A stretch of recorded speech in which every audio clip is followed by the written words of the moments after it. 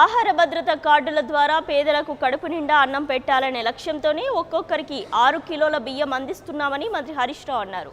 మెదక్ జిల్లా సిద్దిపేటలో లబ్ధిదారులకు సన్న బియ్యం సరుకులు అందజేశారు. ప్రతి ఒక్కరికి ఆహార భద్రత కల్పించేందుకే ఈ పథకాన్ని అమలు చేస్తున్నామని తెలిపారు.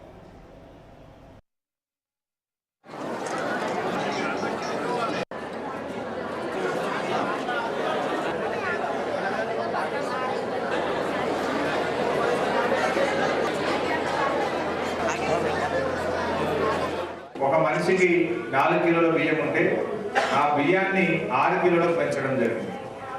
ఇంతకుముందు ఒక కార్డు మీద 20 కిలోల బియ్యమే ఇచ్చేది ఉంటే ఆ 20 కిలోల సీలింగ్ తీసేసినాం. ఇంట్లో 10 మంది ఉన్నా 20 కిలోలే ఇచ్చేటోళ్ళు.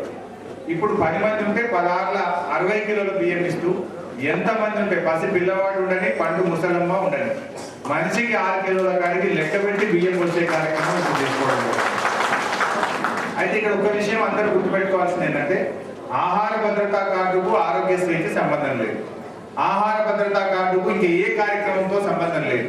ఆహార భద్రత అనేది పేదలకు కడుపు నిండా అన్నం తినే